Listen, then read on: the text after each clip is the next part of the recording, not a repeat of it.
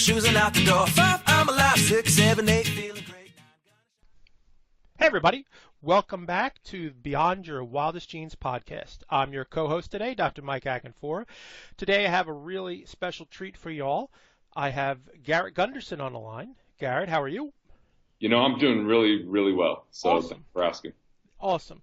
So I'm going to read you Garrett's bio. It's a really interesting bio, and we're going to get into his journey, and then we've got some questions that I really want to dive into with Garrett.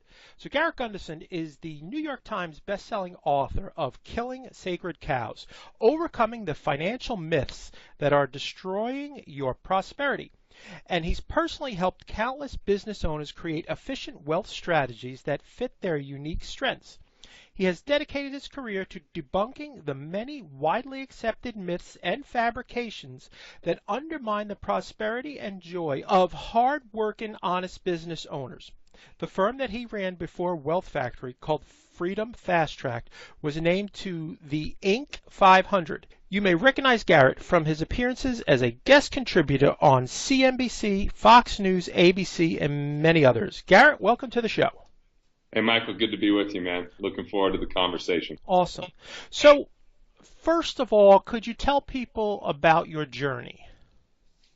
Yeah, I mean, I grew up in a small coal mining town called Price, Utah, and even before that, a smaller town called East Carbon, Utah, with like 1,000 people that lived there, and had a lot of ambition from the time I was young.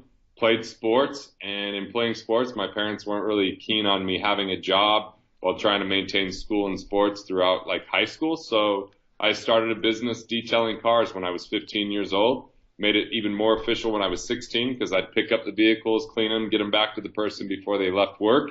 And it was a great way to make extra money on the side, plus have kind of a full-time gig in the summer. And I eventually hired employees and kind of managed this small business and started presenting it to the Small Business Administration, won Young Entrepreneur of the Year.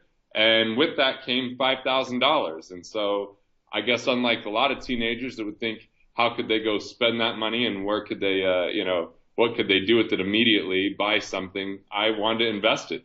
I was like that kid in a small town that wanted to get to the big city. And I thought if I could become a millionaire, this $5,000 was my start. And I started asking a ton of questions and got a bunch of different answers. And it ended up leading me into the business of financial services, which for the first few years, I was just kind of your normal guy selling life insurance and selling mutual funds. And when the market was up, I was smart. When the market was down, I was frustrated, didn't have a lot of good answers, and was told a lot of cliches by the firms that I represented that I just it didn't sit well with me, didn't sit right in my stomach. So I became a lot of the firms that I started to, that I was working with, they started to call me a fanatic because I asked too many questions and I was challenging some of the status quo. And that led me down a path of building out a program that's really about looking at the individual as the greatest asset, understanding who they are, and building a plan that fits them versus products that are just kind of, thrown their way and transactions that tell them to wait and scrimp and sacrifice. And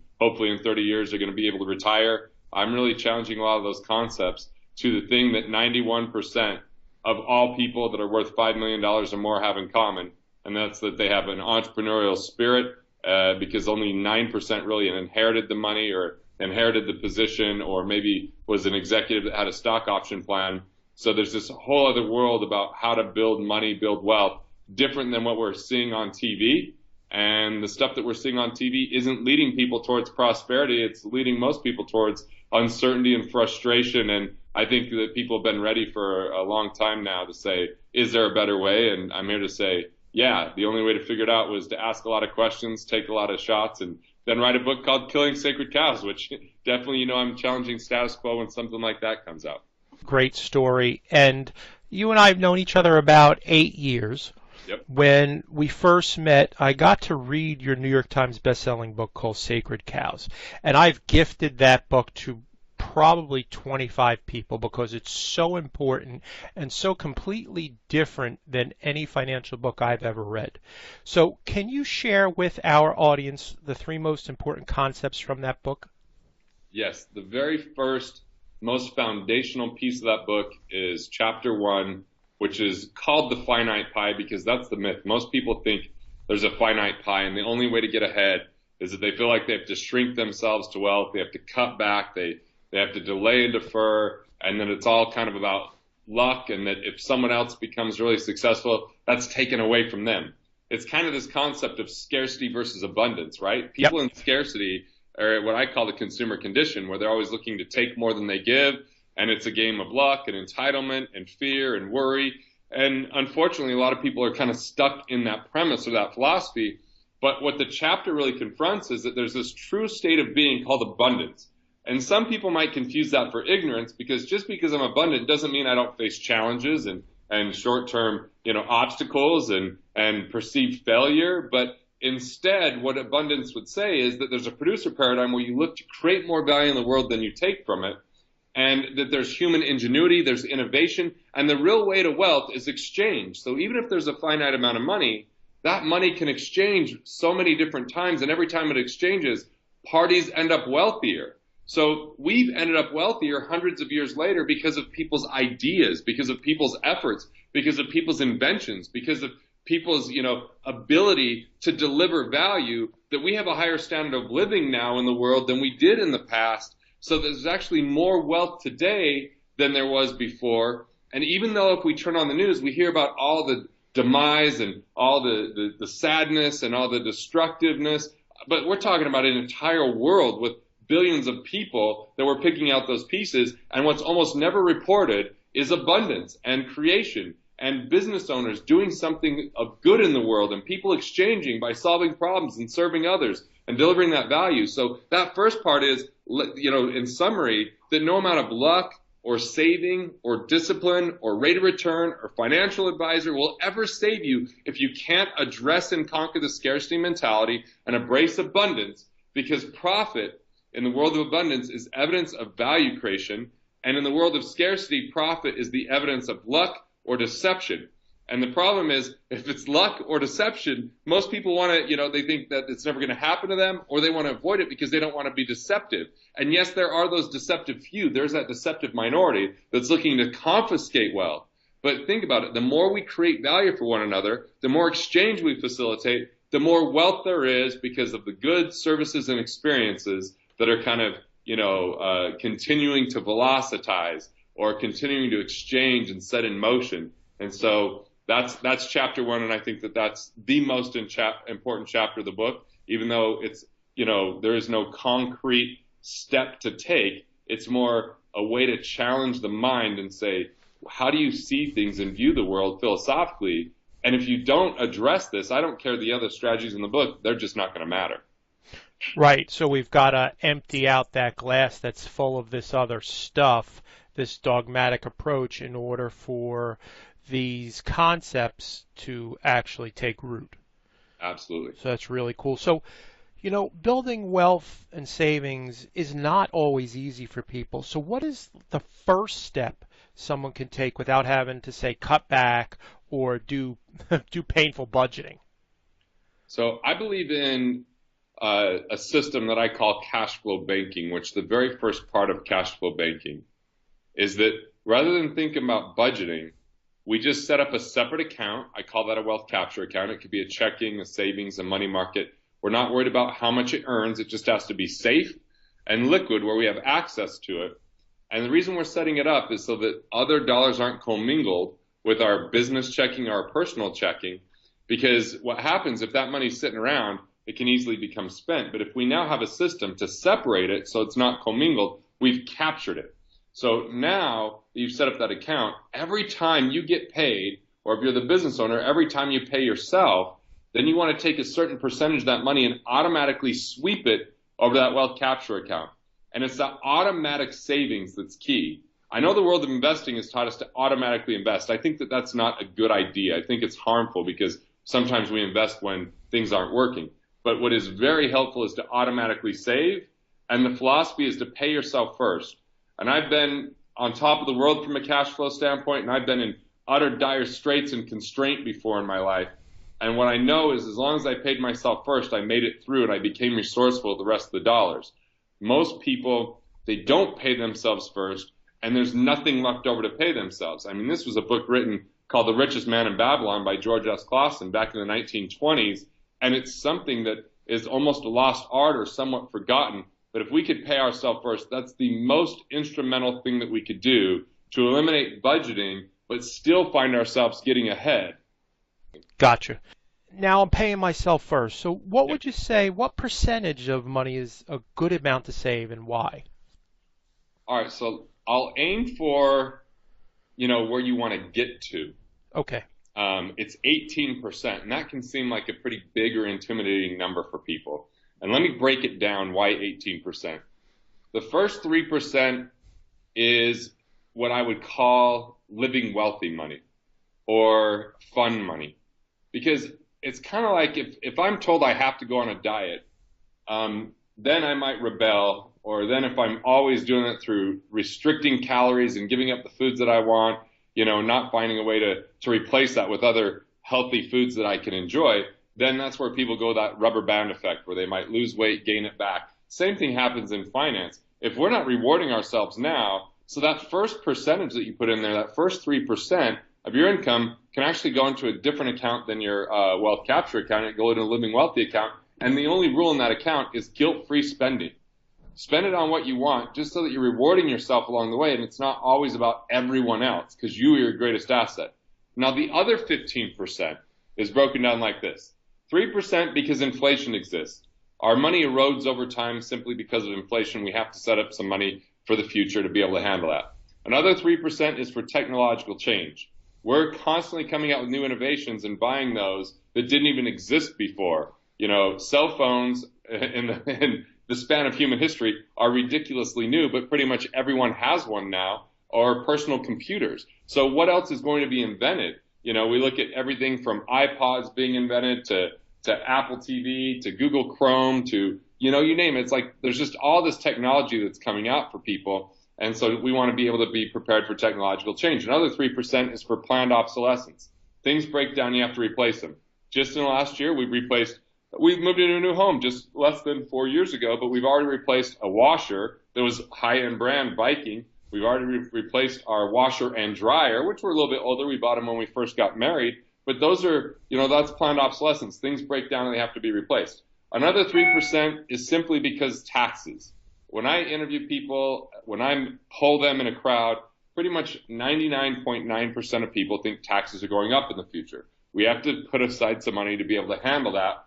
And then the last 3%, and this is a really important 3% for me, it's propensity to consume, which I call a luxury once enjoyed becomes a necessity. I knew nothing about good restaurants when I grew up, and then all of a sudden I feel like we've had a food revolution here in America in the last decade. And I mean, there's just so many amazing restaurants, and I love to eat at them, and the ones I eat at are a lot more expensive. Or I used to stay in motels, now I stay at really nice places. So, that's propensity to consume, and that's why 15%. Now, if you don't have that full 18% today, that's okay. You just want to start with something. And then you want to look and say, are you overpaying on any of the 4 I's, the letter I? The first I is the IRS.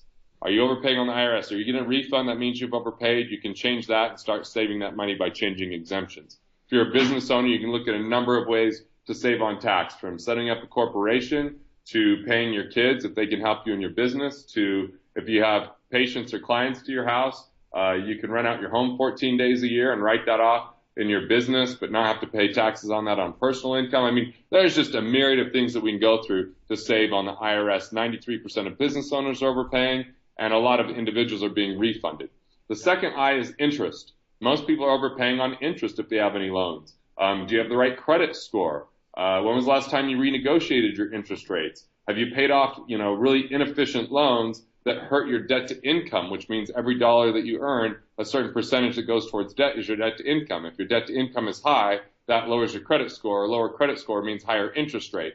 Or simply you haven't refinanced something for a number of years and the interest rates are lower. So those are, that interest is a big part. The next I is investments. A lot of people have hidden fees and commissions inside of their investments. That's money that they can get back. They can start putting into the wealth capture account. And then finally, insurance. A lot of people have duplicate coverages, improper structure. They haven't, they don't have their car and homeowners insurance with the same company, so they're not getting a multi-policy discount.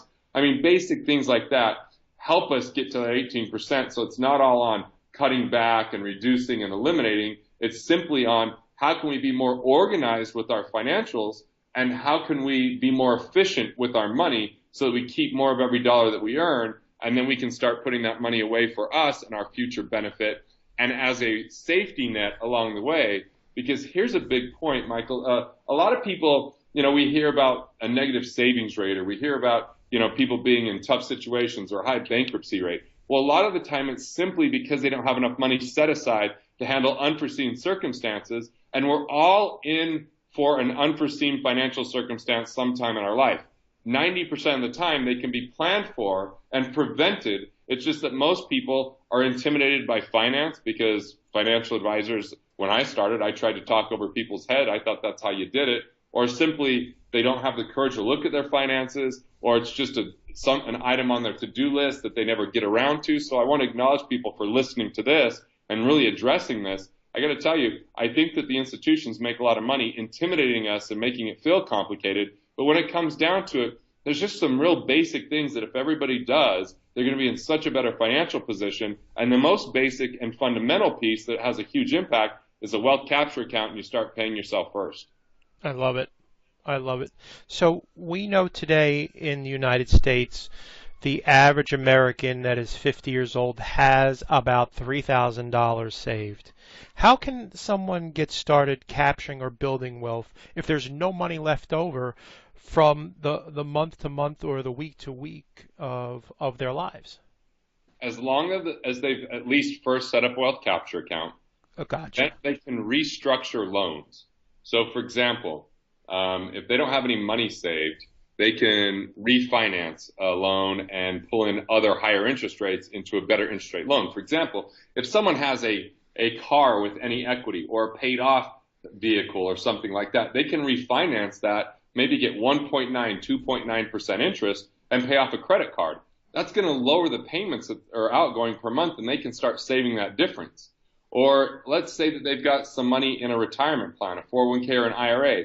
They could borrow from that and pay off higher interest rate loans, and then all of a sudden that lowers the payments. So restructuring loans, combining loans, or paying off high interest rate loans, that's one of the quickest ways to get there. And like I said, if they're getting a refund at the end of the year, yet they only have $3,000 in savings, they should up their exemptions and start saving that money, and rather than giving the government a tax-free or an interest-free loan on their taxes. And so those are just a couple quick tips. They can even increase the deductibles on their car insurance or homeowners insurance to lower the payments, or add an umbrella policy and lower the limits of liability on their car and homeowners insurance if they have more than one car or more than one home. There's just efficiencies like that takes just a little bit of financial detective work to look through and get some information on, and that makes a world of difference. All those things really start to add up to good amounts of money that they don't have to cut back to do that. I love it, and I'm certain some people, this is the first time that they've heard these strategies, and I've applied what you've taught me as well, and I can tell you they absolutely work. So now I'm saving some money, but Yep. Savings accounts are barely earning any interest. Do you have any insight of how I can get better returns without taking on more risk? Yes. So phase one is wealth capture. Phase two is what we call wealth creation. And it's using the same dollars, right? That money that's just sitting in that savings account that's not earning much. And what we do, and I'll just kind of give a minute or two story before I give the solution. Sure. The way that I started figuring out some of this stuff is I just started questioning a lot of what I was being taught in the financial world when the market started to go down in the year 2000, because I was frustrated. I didn't want to tell my parents and grandparents and friends and their parents, hey, you're in it for the long haul, or, the market's on sale. And I really started to look at all these areas where most financial advisors are not compensated. Therefore, they have no incentive to look at and address. And one of those areas I was looking at is like savings accounts. Savings accounts, most people don't get encouraged enough, or even if they're encouraged, there's no system to get there. So I was looking at what could we do for that. And what I found was I was researching the banks, and I'm kind of a geek and a nerd for all this stuff, but I was learning about something called fractionalized banking, And then I was learning about banking reserves, and I was learning about banking portfolios, and I found out something really interesting. So there was something called bank-owned life insurance. And I'm like, life insurance? That's kind of weird. And there was a lot of money going towards it. And what I found was a third of the reserves of the banks were going towards insurance. And I'm going, well, that's an expense. Why would you put it towards insurance? And what I found was they designed these to be high cash value policies with very little insurance expense because of the way that they were funded. And they would put them on the executives. And what would happen is now they're getting like 5% tax-free rather than 0.5% to 1% taxable. So they're getting a 500% increase on this with a tax benefit. And I said, well, why aren't individuals doing this? And when I researched it, what I found was all these insurance companies had a lot of policies that were very heavy on the commission and very light on the cash. And so I knew exactly why individuals weren't doing this. But then I discovered that you could put extra money that went straight to the cash and didn't pay the agent whatsoever and actually have these really perform. And so when I was 19 years old, I bought my first insurance policy at $100 a month. When I was 20, I did one at $262 per month. And what happened was I was basically building my own bank that way, earning a better interest rate through what I called wealth creation. And then I could use that cash before 59.5, which I couldn't do with my 401k at the time. So I stopped doing my 401k, and I've used it to finance cars. I've used it to buy businesses. I've used it to pay off a 17% interest rate American Express, and I can pay myself back, and I could pay myself back interest. But when my money's in there, like right now, there's chaos going on in the market. And I mean, depending if someone's listening to this as a recording later on, there's always seems to be some turbulence at some time. But I don't have to worry because once I earn interest in it, it's guaranteed. So that's one of the things you can do. And you don't have to be really wealthy to do that. You just have to, understand and know the strategy. I actually just finished a book called What Would the Rockefellers Do that highlights that strategy in quite a bit of depth. That's remarkable. And I've done the same thing.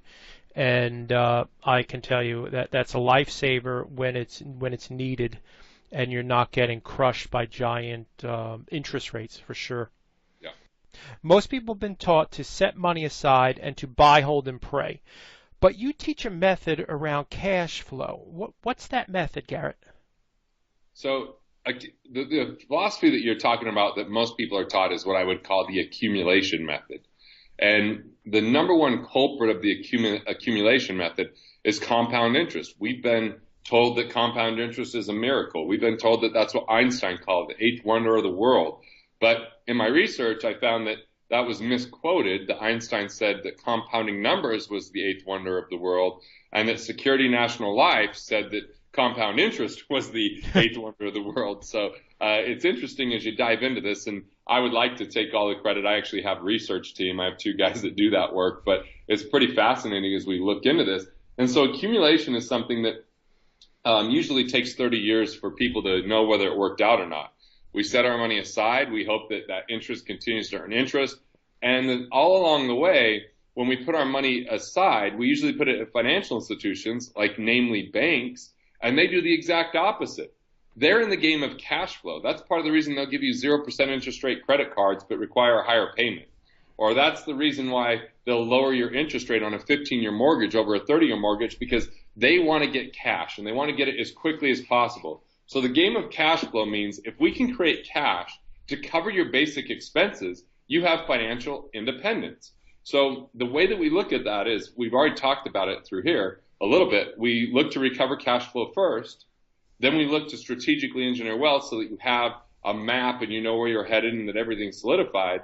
But then we look to accelerate investment income. So rather than set money aside and reinvest it, we look to velocitize that by having that money come out every single month as cash flow, start covering your expenses so that then your income can go back into higher percentages in your wealth capture account and into your investment ecosystem. So all of a sudden you don't need to earn a dollar to live on because your investments are earning that. And if you're a business owner, your business, as far as your employees are earning that, not with your direct involvement every step of the way.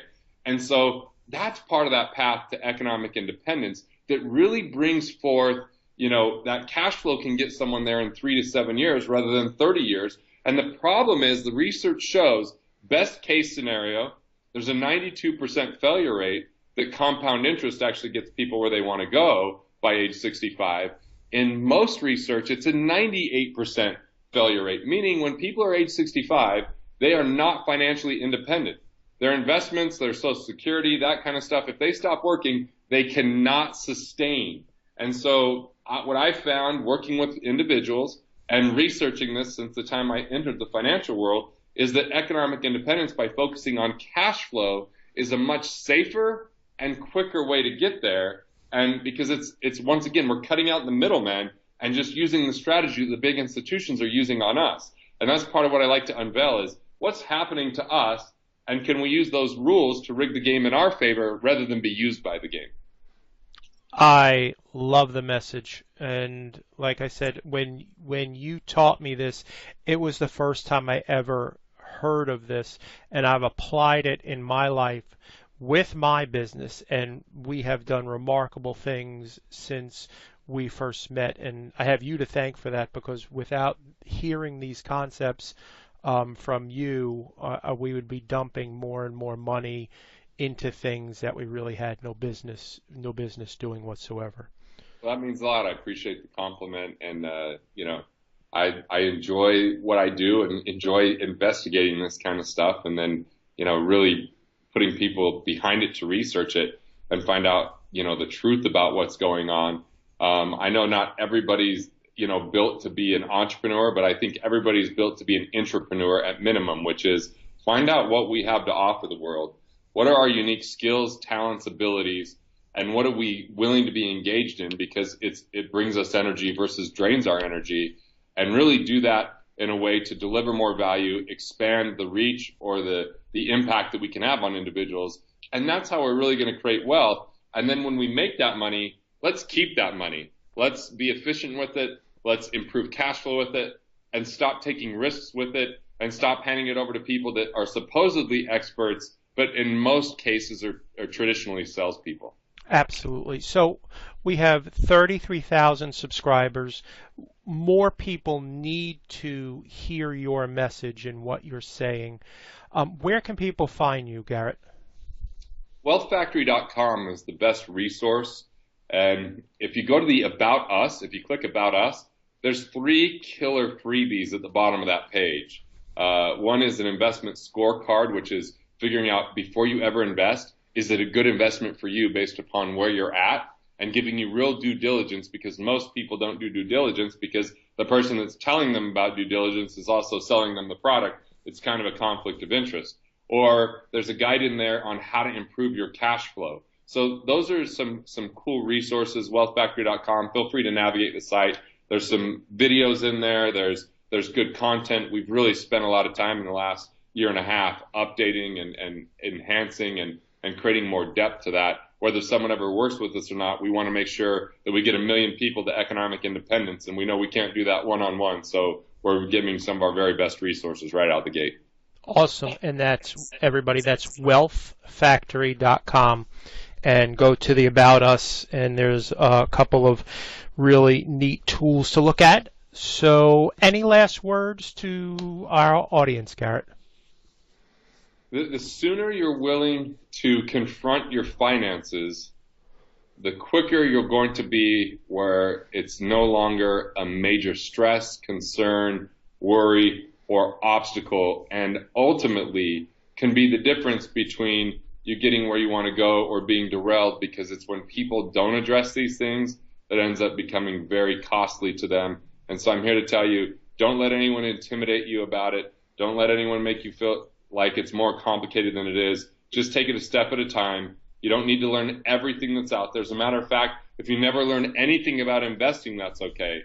Just make sure you learn about putting money away, capturing it, and that you keep more of what you make. That's where you want to spend most of your time. For me, investing is only about investing in things that I truly know and understand. And I don't invest in very many things where most people are too scattered in that arena. It can be a lot simpler than most people make it. Absolutely. Again, thanks so much for being on the show, Garrett. Really, my privilege to interview you and get your information out to people because it's so, so important. You'll be able to hear Garrett in our upcoming summit in June of 2016, and he'll be talking about this exact stuff and going a little deeper with it, and you will thoroughly enjoy it. If you like what you heard today, please go to iTunes and please write a review or give us a couple stars. Let us know what we could do better because we are always looking to improve the quality of what we deliver.